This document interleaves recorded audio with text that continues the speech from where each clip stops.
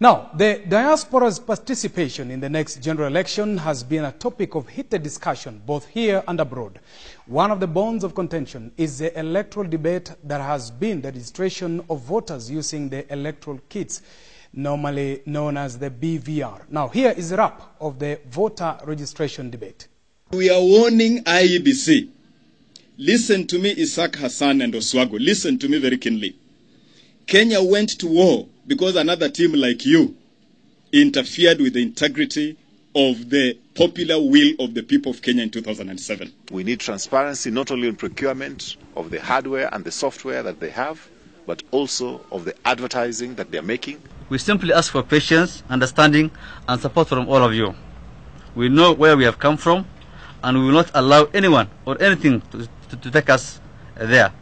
The Independent Electoral and Boundaries Commission, which is under fire over its procurement procedures, is now on overdrive to salvage its image. With public attention turning to the electoral body, experts say the IEBC has to seal the cracks that are forming in its logistical processes.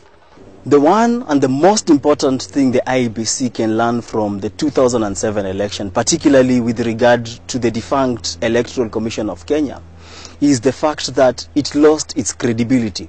It's not just the credibility that Kenyans seem to be unsettled about. The IEBC's race to beat its electoral timelines is also a cause of concern to many. We are racing against time, it's true, but we are not yet at a point where we will say it's going to affect the election process. Observers, however, say that IEBC should be careful not to let their logistical woes affect the election date. This commission, IEBC, want to ensure that Kenyans have confidence in the electoral process. And that's why we have taken a lot of pains to even invite external observers who are experts in ICT to take part in our process. Let's now head to Durham, Northern Carolina, where we speak to Nathan Wangusi, a PhD student studying at the Duke University. Nathan Wangusi, many thanks indeed for joining us on this show. And do you think Kenyans are prepared for diaspora voting in the next general elections? Now, Kenyans in the diaspora are really excited about the opportunity that they have this time around to participate in the general election. It's a historic election. It's the first time they're doing it. So there's a growing sense of excitement. But unfortunately, that has also meant that there's also a growing sense of impatience with the IEBC in terms of the measures they've put in place to facilitate voting. So I know of one case where lobby organizations have put together a class action lawsuit on behalf of the diaspora. Nathan, what do Kenyans in the diaspora perhaps feel about being involved in vying and voting in the forthcoming general elections?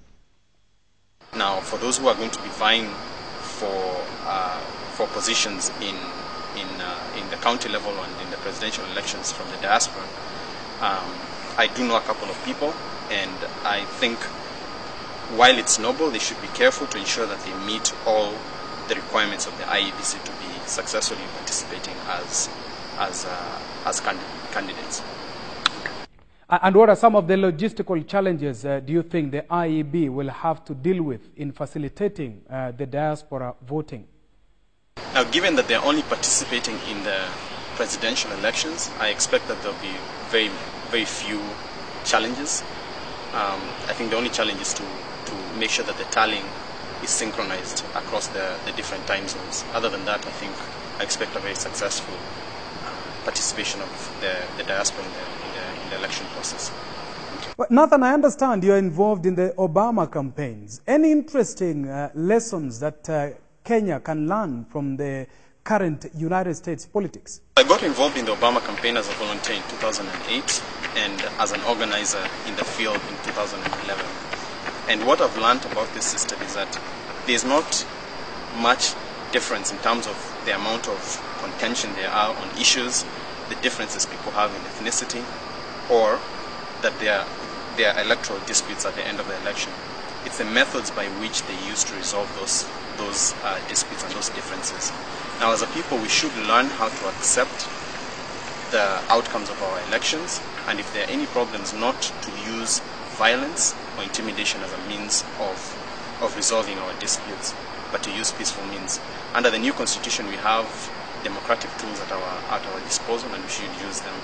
Here's the thing about elections. They're not just a chance for us to elect our leaders, but a chance for us to decide who we are as a people and to choose a destiny for our country.